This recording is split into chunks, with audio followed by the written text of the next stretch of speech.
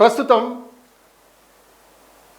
భారతదేశంలో రాజకీయ పార్టీలలో చాలా సీనియర్గా ఉన్న ఆంధ్రప్రదేశ్ ముఖ్యమంత్రి చంద్రబాబు నాయుడు ఇప్పుడు కీలక రోల్ పోషించే పనిలో ఉన్నారు. అసలు దేశంలో ఆంధ్రప్రదేశ్ సీఎం చంద్రబాబు గురించి తెలియని వారు నిజంగా ఉన్నారంటే లేరని చెప్పవచ్చు. విజన్ ఉన్న ముఖ్యమంత్రిగానే కాకుండా 75 ఏళ్ల వయసులో కూడా ఆయన చాలా యాక్టివ్గా 25 ఏళ్ల నవయువకుడిలా చెంగున కార్యక్రమాల్లో పాల్గొంటున్న సంగతి అందరికీ తెలిసిన విషయమే. దాదాపు 2 నుంచి 3 గంటల పాటు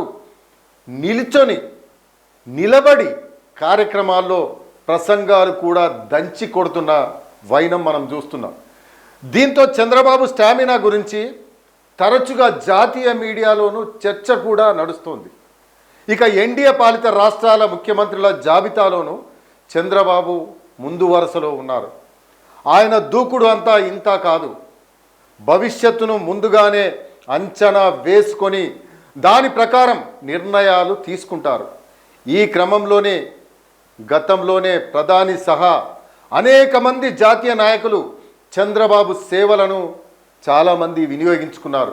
2016లో దేశంలో పెద్ద నోట్ల రద్దు నేపథ్యంలో చంద్రబాబు నేతృత్వంలోనే మోడీ కమిటీని వేసిన సంగతి మనందరికీ తెలుసు. దేశంలో తర్వాత తీసుకురావాల్సిన మార్పులపై ఈ కమిటీ అధ్యయనం కూడా చేసింది. ఈ కమిటీకి చంద్రబాబు నేతృత్వం కూడా వహించారు. ప్రస్తుతం డిజిటల్ ట్రాన్సాక్షన్స్ సహా యూపీఐ ఆ సేవలను మరింత విస్తరించేందుకు నాడు ఈ కమిటీనే సలహాలు ఇచ్చిందని ఇటీవల కేంద్ర ఆర్థిక మంత్రి సైతం వివరించడం జరిగింది. కాగా ఇప్పుడు మరోసారి చంద్రబాబుకు మంచి అవకాశం చిక్కింది.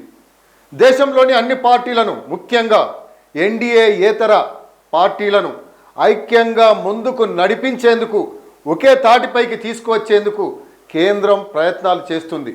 ప్రధానంగా పార్లమెంటరీ నియోజకవర్గాల పునర్విభజన విషయంలో కాంగ్రెస్ సహా ఇతర ఎన్డీఏతర పార్టీలు వ్యతిరేకిస్తున్నాయి. గత నెలలో జరిగిన పార్లమెంట్ సమావేశాల్లో ఈ బిల్లు వీగిపోయిన సంగతి మనకు తెలుసు. అయితే జూన్ జూలై మధ్యకాలంలో జరిగే సభల్లో ఈ బిల్లును ఆమోదించాలని కేంద్రం నిర్ణయించింది. అయితే ప్రత్యర్థి పార్టీలను ఒప్పించడం, అందరినీ ఏకతాటిపైకి తీసుకురావడం అనే ప్రధాన ఒక కఠోరమైన ప్రక్రియను చంద్రబాబుకి అప్పగించాలని ప్రధాని నిర్ణయించినట్లు తెలిసింది. ఇదే జరిగితే చంద్రబాబు నేతృత్వంలో పార్టీలు ఏకతాటిపైకి వచ్చే అవకాశం ఉంటుంది. తద్వారా ప్రధాన కార్యక్రమం నిర్విఘ్నంగా జరుగుతుందని అంచనా వేస్తున్నారు. చూద్దాం మరి ఏం జరగబోతుంది. మళ్ళీ కీలక రోల్ చంద్రబాబు నాయుడుకు అప్పగించే అవకాశాలు స్పష్టంగా కనిపిస్తున్నట్లు మనకు తెలుస్తోంది.